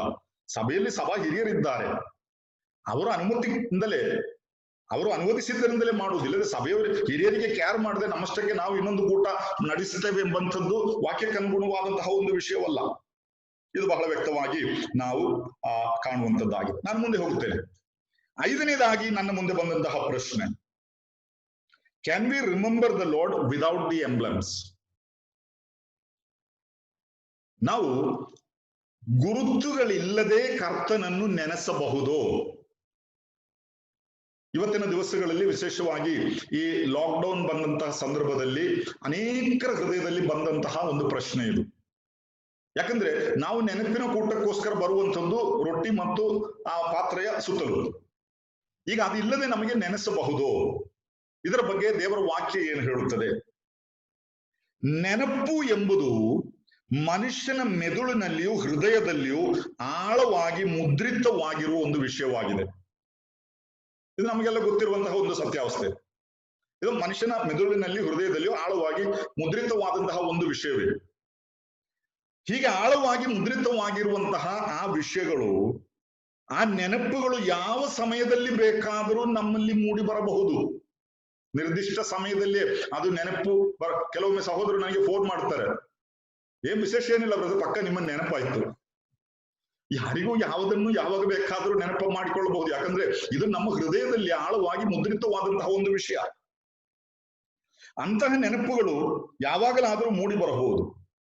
ವಿಶೇಷವಾಗಿ ಕರ್ತನ ರಕ್ತದಿಂದ ಕೊಂಡುಕೊಳ್ಳಲ್ಪಟ್ಟ ದೇವ ಜನರು ಕೂಡಿ ಬರುವಾಗ ಕರ್ತನನ್ನು ನೆನೆಸುವುದು ಸ್ವಾಭಾವಿಕವಾದಂತಹ ಒಂದು ವಿಷಯವೇ. ವಿಶ್ವಾಸಿಗಳು ಕೂಡಿ ಬಂದು ಲೋಕದ ವಿಷಯ, ರಾಜಕೀಯ ವಿಷಯ, ಅದು ಇದು ಎಲ್ಲ ಚರ್ಚೆ ಮಾಡ್ತಾ ಇದ್ರೆ ಒಂದು ವೇಳೆ ಇದನ್ನ ನೆನೆಸೋದಿಲ್ಲ. ಆತ್ಮಿಕವಾದ ವಿಷಯಗಳನ್ನೆಲ್ಲ ನಾವು ಚರ್ಚೆ ಮಾಡುವುದಾದ್ರೆ ಇದೆಲ್ಲ ಸ್ವಾಭಾವಿಕವಾಗಿ ನಮ್ಮ ನೆನಪಿಗೆ ಬರುವಂತದ್ದಾಗಿದೆ. ಆದ್ರೆ ನನ್ನನ್ನು ನೆನೆಸುವುದಕ್ಕೋಸ್ಕರ ಇದನ್ನು ಮಾಡಿರಿ ಎಂಬುದಾಗಿ ಕರ್ತನು ಹೇಳಿದ್ರ ಅರ್ಥ, ನಾವು ರೊಟ್ಟಿಯನ್ನು ನೋಡಿದಾಗ ಪಕ್ಕನೆ ನೆನಪಿಗೆ ಬರುವುದಲ್ಲ. ಹಾಗಲ್ಲ. ಮೇಜಿನ ಮೇಲೆ ರೊಟ್ಟಿ ನೋಡಿದ ಕೂಡಲೇ ಪಕ್ಕನೆ ಕರ್ತನ ಮುರಿಯಲ್ಪಟ್ಟ ಶರೀರ ನೆನಪಾಯ್ತು, ಹಾಗಲ್ಲ. ಕರ್ತನ ಮುರಿಯಲ್ಪಟ್ಟ ಶರೀರ ನಮ್ಮ ನೆನಪಿನಲ್ಲಿ ಇರುವುದರಿಂದಲೇ ನಾವು ರೊಟ್ಟಿ ಮುರಿಯುವುದಕ್ಕಾಗಿ, ಅದನ್ನು ಆಚರಿಸುವುದಕ್ಕಾಗಿ ಕೂಡಿ ಬರುತ್ತೇವೆ. ಹಾಗಾದ್ರೆ ಈ ರೊಟ್ಟಿ ನೆನಪು ನಮ್ಮಲ್ಲಿ ಆಲ್ರೆಡಿ ಇದೆ, ನಮ್ಮ ಒಳಗಡೆ ಇರುವಂತ ವಿಷಯ. ಆದ್ರೆ ಈ ನೆನಪಿನ ಕೂಟದಲ್ಲಿ ನಾವು ರೊಟ್ಟಿ ಮುರಿಯುವಾಗ ಅದು ಆತನ ಮರಣವನ್ನು ಪ್ರಸಿದ್ಧಿಪಡಿಸುತ್ತದೆ ಎಂಬುದಾಗಿ ದೇವರ ವಾಕ್ಯದಲ್ಲಿ ನೋಡುತ್ತೇವೆ. ಕೊರಿಂಥದವರಿಗೆ ಬರೆದ ಮೊದಲನೇ ಪತ್ರಿಕೆ 11ನೇ ಅಧ್ಯಾಯದ 26ನೇ ವಾಕ್ಯದಲ್ಲಿ, ನೀವು ಈ ರೊಟ್ಟಿಯನ್ನು ತಿಂದು ಈ ಪಾತ್ರೆಯಲ್ಲಿ ಪಾನ ಮಾಡುವಷ್ಟು ಸಾರಿ ಕರ್ತನ ಮರಣವನ್ನು ಆತನು ಬರುವ ತನಕ ಪ್ರಸಿದ್ಧಿಪಡಿಸುತ್ತೀರಿ. ಹಾಗಾದ್ರೆ ನಾನು ನಿನ್ನೆ ಹೇಳಿದ ಹಾಗೆ ಎರಡು ಪ್ರಾಮುಖ್ಯ ವಿಷಯಗಳನ್ನು ನಾವು ನೆನಪು ಮಾಡಿಕೊಳ್ತಾ ಇದ್ದೇವೆ. ಒಂದು, ಎಲ್ಲರಿಗೋಸ್ಕರ ಮುರಿಯಲ್ಪಟ್ಟ ಕ್ರಿಸ್ತನ ಏಕ ಶರೀರ. ಎರಡು, ಅನೇಕರಾದ ನಮ್ಮನ್ನು ಏಕ ದೇಹವನ್ನಾಗಿ ಮಾಡಿದಂತಹ ನಾವು ಒಂದೇ ಶರೀರದ ಅಂಗಗಳಾಗಿದ್ದೇವೆ ಎಂಬ ಅಂಶ. ಇದೆರಡನ್ನು ನೆನಪು ಮಾಡುತ್ತೇವೆ. ಅದಕ್ಕೆ ಸೂಚಕವಾಗಿ ರೊಟ್ಟಿಯನ್ನು ನಾವು ಮುರಿಯುವಾಗ ನಾವು ಅದರ ಜೊತೆಯಲ್ಲಿಯೇ ಒಂದು ಪ್ರಸಿದ್ಧೀಕರಣ ಮಾಡುತ್ತಾ ಇದ್ದೇವೆ. ಏನು? ಆತನ ಮರಣವನ್ನು ಪ್ರಸಿದ್ಧಿ ಮಾಡುತ್ತಿದ್ದೇವೆ. ನಾವು ಅರ್ಥ ಮಾಡಿಕೊಳ್ಳಬೇಕಾದ ಒಂದು ವಿಷಯ, ರಕ್ಷಿಸಲ್ಪಟ್ಟು ಸಭಾನ್ಯೂನತೆಯಲ್ಲಿರುವಂತಹ ದೇವಜನರು ಹೀಗೆ ರೊಟ್ಟಿ ಮುರಿದು ಕರ್ತನ ಮೇಜನ್ನು ಆಚರಿಸಿ ಅದನ್ನು ನೆನಪಿಸುವಾಗ ಅದರಲ್ಲಿ ಪಾಲುಗೊಳ್ಳದೇ ಇರುವಂತಹ ಇತರರು ಇದನ್ನು ವೀಕ್ಷಿಸುತ್ತಾ ಇದ್ದಾರೆ. ಅವರಿಗೆ ನಮ್ಮ ಹೃದಯದಲ್ಲಿ ಏನಿದೆ, ಯಾವ ನೆನಪಿದೆ ಎಂಬುದು ಓದಲಿಕ್ಕೆ ಆಗೋದಿಲ್ಲ. ಆದ್ರೆ ಇದು ಏನು ಸೂಚಿಸುತ್ತದೆ ಎಂಬುದನ್ನು ನಾವು ಅಲ್ಲಿ ಹೇಳುವಾಗ ಅದು ಅವರು ಅರ್ಥ ಮಾಡಿಕೊಳ್ಳುತ್ತಿದ್ದಾರೆ. ಆತನ ಮರಣ ಪ್ರಸಿದ್ಧಿಪಡಿಸಲ್ಪಡುತ್ತಾ ಇದೆ. ಅದು ಒಂದು ವಿಷಯ. ಅದೇ ಸಂದರ್ಭದಲ್ಲಿ ನಾವೆಲ್ಲರೂ ತಿಳ್ಕೊಳ್ಬೇಕಾದ ಒಂದು ವಿಷಯ, ನಮ್ಮನ್ನು ನಾವು ಈ ರೀತಿಯಾಗಿ ಒಟ್ಟಿಗೆ ಸೇರಿ ಬಂದು ರೊಟ್ಟಿ ಮುರಿಯುವಾಗ ಅದೃಶ್ಯವಾದಂತಹ ಒಂದು ದೊಡ್ಡ ಲೋಕ ನಮ್ಮನ್ನು ವೀಕ್ಷಿಸುತ್ತಾ ಇದೆ, ಆತ್ಮೀಕ ಲೋಕ. ಅಲ್ಲಿ ದೇವದೂತರು, ಒಂದು ದೊಡ್ಡ ಸೈನ್ಯವು ಎಲ್ಲ ಇದರ ಮೇಲಿದೆ. ಅವರು ಇದನ್ನು ನೋಡುತ್ತಾ ಇದ್ದಾರೆ, ಬಹಳ ಕುತೂಹಲದಿಂದ ಇದನ್ನು ನೋಡುತ್ತಾ ಇದ್ದಾರೆ. ಅದನ್ನೆಲ್ಲ ವಿವರಿಸಲಿಕ್ಕೆ ಈಗ ನಮ್ಮ ಮುಂದೆ ಹೆಚ್ಚು ಸಮಯವಿಲ್ಲ. ಅವರು ಈ ಸಂದೇಶವನ್ನ, ಇಲ್ಲಿ ನಾವು ಮಾಡುವ ಕಾರ್ಯವನ್ನ ನೋಡಿ ಕರ್ತನ ಮರಣದ ಪ್ರಸಿದ್ಧೀಕರಣವನ್ನ ಅವರು ಕಾಣುತ್ತಾ ಇದ್ದಾರೆ. ನಾನು ಒಂದು ವಿಷಯ ಇಲ್ಲಿ ಹೇಳ್ತೇನೆ ಪ್ರಿಯರೇ, ಆಡಿಯೋ ಮತ್ತು ವಿಡಿಯೋ ನಮಗೆಲ್ಲರಿಗೂ ಗೊತ್ತಿರುವಂತಹ ವಿಷಯ. ಈಗ ನಾವು ಮಾಡುತ್ತಿರುವಂತದ್ದು ಅದು. ಇದರಲ್ಲಿ ಮೊದಲು ಬಂದಾಗ ಆಡಿಯೋ ಮಾತ್ರ ಬಂತು, ಈಗ ವಿಡಿಯೋ ಇದೆ. ನಾವು ಆಡುವಂತಹ ನುಡಿಗಳು, ನಾನು ಇಲ್ಲಿ ಮಂಗಳೂರಲ್ಲಿ ಕೂತುಕೊಂಡು ಮಾತನಾಡುವಂತಹ ಈ ನುಡಿ ಕರ್ನಾಟಕದ ಎಷ್ಟೋ ಮೂಲೆಗಳಲ್ಲಿ ಕುಳಿತುಕೊಂಡು ನೀವು ಕೇಳುತ್ತಾ ಇದ್ದೀರಿ. ನಮಗೆ ನೇರವಾಗಿ ಯಾವ ಸಂಪರ್ಕವೂ ಇಲ್ಲ, ಯಾವುದೇ ಒಂದು ವೈರ್ನ ಕನೆಕ್ಷನ್ ಇಲ್ಲ. ಇದು ಹೇಗೆ ನಿಮಗೆ ತಲುಪುತ್ತಾ ಇದೆ? ಈ ಶಬ್ದದ ಅಲೆಗಳು ಈ ವಾತಾವರಣದಲ್ಲಿ ತುಂಬಿದೆ. ಅದೇ ರೀತಿಯಲ್ಲಿ ಇಲ್ಲಿ ನಾನು ಏನು ಮಾಡುತ್ತಿದ್ದೇನೋ ಆ ದೃಶ್ಯವನ್ನು ನೀವು ನೋಡ್ತಾ ಇದ್ದೀರಿ. ಹಾಗಾದ್ರೆ ಈ ದೃಶ್ಯವು ಈ ವಾತಾವರಣದಲ್ಲಿ ತುಂಬಿ ತುಳುಕುತ್ತಾ ಇದೆ. ಅದನ್ನು ನಾವು ಈ ವಿಷಯವನ್ನ ಮಾಡುವಾಗ ನಾವು ತಿಳಿದುಕೊಂಡರೂ ಇಲ್ಲದಿದ್ದರೂ ಈ ದೃಶ್ಯದ ಅಲೆಗಳು, ನಾವು ಹೇಳುವ ನುಡಿಯ ಅಲೆಗಳು ಈ ವಾತಾವರಣದಲ್ಲಿ ತುಂಬಿ ಅಲ್ಲಿರುವಂತಹ ಸಕಲ ಶಕ್ತಿಗಳು ಅದನ್ನ ತಿಳಿಯುತ್ತಾ ಇದೆ. ಆತನ ಮರಣವನ್ನು ನಾವು ಪ್ರಚುರಪಡಿಸುತ್ತಾ ಇದ್ದೇವೆ. ಇದು ಬಹಳ ಪ್ರಾಮುಖ್ಯವಾಗಿ ನಾವು ಅರ್ಥ ಮಾಡಿಕೊಳ್ಳಬೇಕಾದದ್ದು. ಆದುದರಿಂದಲೇ ಸಭೆಯಾಗಿ ಕೂಡಿ ಬಂದು, ಇದನ್ನ ಲಾಘವದಿಂದ ಇಷ್ಟ ಬಂದ ಹಾಗೆ ಮಾಡುವಂಥದ್ದಲ್ಲ, ಸಭೆಯಾಗಿ ಕೂಡಿ ಬಂದು ವಾಕ್ಯ ಏನು ಬೋಧಿಸುತ್ತದೋ ಅದನ್ನ ಸೂಚಿಸುವುದಕ್ಕಾಗಿ ನಾವು ಇದನ್ನು ಮಾಡುವವರಾಗಿರಬೇಕು. ಹೀಗೆ ಈ 5 ಪ್ರಶ್ನೆಗಳು ನಾನು ಸ್ವಲ್ಪ ಸಮಯ ತೆಗೆದುಕೊಂಡೇ ಇದನ್ನು ವಿವರಿಸಿದೆ. ಯಾಕಂದ್ರೆ ಬಹಳ ನೈಜವಾದಂತಹ, ತಿಳಿದುಕೊಳ್ಳಲೇಬೇಕಾದಂತಹ ಕೆಲವು ಪ್ರಶ್ನೆ. ಈ ಪ್ರಶ್ನೆ ಎಲ್ಲರ ಮನಸ್ಸಿನಲ್ಲಿ ಇರುವಂತಹ ಒಂದು ಪ್ರಶ್ನೆ ಆಗಿರಬಹುದು. ನಾನು ಮುಂದೆ ಹೋಗುತ್ತೇನೆ. ಇನ್ನು ನಮ್ಮ ಈ ಧ್ಯಾನದಲ್ಲಿ ನಾನು ಹೇಳಲಿಕ್ಕೆ ಇಷ್ಟಪಡುವಂತಹ ವಿಷಯ, ಕರ್ತನ ಭೋಜನದ ಅನುಷ್ಠಾನದಲ್ಲಿ ವ್ಯಕ್ತಿಗಿರುವ ಪಾತ್ರ, ಸಭೆಗಿರುವ ಪಾತ್ರ ಮತ್ತು ದೇವರ ಪಾತ್ರ. ಕರ್ತನ ಭೋಜನದ ಅನುಷ್ಠಾನದಲ್ಲಿ ವ್ಯಕ್ತಿಗೆ ಒಂದು ಪಾತ್ರವಿದೆ, ಅದರಲ್ಲಿ ಪಾಲ್ಗೊಳ್ಳುವ ವ್ಯಕ್ತಿಗೆ. ಸಭೆಗೆ ಒಂದು ಪಾತ್ರವಿದೆ, ದೇವರ ಪಾತ್ರವು ಅದರಲ್ಲಿ ಒಳಗೊಂಡಿದೆ. ಈ 3 ಪಾತ್ರಗಳು ಏನು ಎಂಬುದಾಗಿ ಸಂಕ್ಷಿಪ್ತವಾಗಿ ದೇವರ ವಾಕ್ಯದಲ್ಲಿ ನಾವು ಕಾಣಬಹುದಾಗಿದೆ. ವಿಶೇಷವಾಗಿ ಕರ್ತನ ಮೇಜಿನ ವಿಷಯವಾಗಿ ನಾವು ವಾಕ್ಯದಿಂದ ಅಧ್ಯಯನ ಮಾಡುವಾಗ ಇಷ್ಟ ಬಂದವರು ಸ್ವತಂತ್ರರಾಗಿ ಬಂದು ಇದರಲ್ಲಿ ಪಾಲುಗೊಳ್ಳಬಹುದು ಎಂಬಂಥದ್ದು ವಾಕ್ಯವು ಅನುವದಿಸುವಂತಹ ಒಂದು ವಿಷಯವಲ್ಲ. ಯಾಕೆ ನಾನು ಹಾಗೆ ಹೇಳುತ್ತಾ ಇದ್ದೇನೆ ಎಂಬುದಾಗಿ ಕೇಳಿದ್ರೆ, ಕೆಲವು ಸಂದರ್ಭಗಳಲ್ಲಿ ಕೆಲವು ವ್ಯಕ್ತಿಗಳು ಇದರಿಂದ ದೂರವಿರಬೇಕು ಎಂಬುದಾಗಿ ವಾಕ್ಯ ಬೋಧಿಸುತ್ತದೆ. ಅದು ಬಹಳ ಸ್ಪಷ್ಟವಾಗಿ ದೇವರ ವಾಕ್ಯ ನಮಗೆ ಬೋಧಿಸುವಂತಹ ಒಂದು ಬೋಧನೆ ಆಗಿದೆ. ವ್ಯಕ್ತಿಯನ್ನು ಕರ್ತನ ಭೋಜನದಿಂದ ದೂರ ಬಿಡಲಿರುವ ಸಂದರ್ಭಗಳು ಯಾವುದು? ಇದು ದೇವರ ವಾಕ್ಯ ನಮಗೆ ವಿವರಿಸಿ ಹೇಳುತ್ತದೆ. ಇದು ವ್ಯಕ್ತಿಗತವಾಗಿ ನಾವು ಮನೆಯಲ್ಲೇ ಕುಳಿತುಕೊಂಡು ಇದನ್ನ ಮಾಡಿದರೆ ಈ ರೀತಿಯ ಶಿಸ್ತುಗಳ ಪಾಲನೆ ಅಲ್ಲಿ ನಡೆಯೋದಿಲ್ಲ. ಆದ್ರಿಂದಲೇ ಅಲ್ಲಿ ಒಂದು ಶಿಸ್ತಿರಬೇಕು, ಒಂದು ಕ್ರಮವಿರಬೇಕು, ಒಂದು ನಿಬಂಧನೆ ಇರಬೇಕು, ಸಭಾ ಹಿರಿಯರು, ಸಭೆ, ಇದೆಲ್ಲ ಅದರಲ್ಲಿ ಒಳಗೊಂಡಿರುವಂಥದ್ದು. ಹಾಗಾದ್ರೆ ಯಾವ ಸಂದರ್ಭದಲ್ಲಿ ಒಬ್ಬ ವ್ಯಕ್ತಿ ಕರ್ತನ ಭೋಜನದಲ್ಲಿ ಪಾಲುಗೊಳ್ಳುವುದರಿಂದ ದೂರವಿರಬೇಕು? ದೇವರ ವಾಕ್ಯವು ಇದರ ಬಗ್ಗೆ ಏನು ಹೇಳುತ್ತದೆ? ನಾವು ನಿನ್ನೆ ನೋಡುತ್ತಾ ಬಂದ ಹಾಗೆ ದೀಕ್ಷಾ ಸ್ನಾನ ಮತ್ತು ಕರ್ತನ ಭೋಜನ ಇವೆರಡು ಗುರುತುಗಳ ಆಚರಣೆ ಆಗಿದೆ. ನೇರ ಅನುಸರಣೆ ಆಚರಣೆ ಅಲ್ಲ, ಗುರುತುಗಳು. ಇಲ್ಲಿ ಈ ದೀಕ್ಷಾ ಸ್ನಾನ ಅದು ಯಾವುದನ್ನು ಗುರುತಿಸುತ್ತದೆ? ನಾನು ಕ್ರಿಸ್ತನ ದೇಹದೊಂದಿಗೆ ಒಂದಾಗಿದ್ದೇನೆ, ಸೇರಿಕೊಂಡಿದ್ದೇನೆ. ಅದು ಒಂದು ಬಾರಿ ಮಾತ್ರ ನಡೆಯುವಂತಹ ವಿಷಯ. ಒಮ್ಮೆ ದೀಕ್ಷಾ ಸ್ನಾನ ಹೊಂದಿದರೆ ನಾನು ಈಗಾಗಲೇ ಆತನ ದೇಹದಲ್ಲಿ ಸೇರಿಕೊಂಡಿದ್ದೇನೆ ಎಂಬುದನ್ನು ಅದು ಸೂಚಿಸುತ್ತದೆ, ಅದಕ್ಕೆ ಸಾಕ್ಷಿಯಾಗಿದೆ.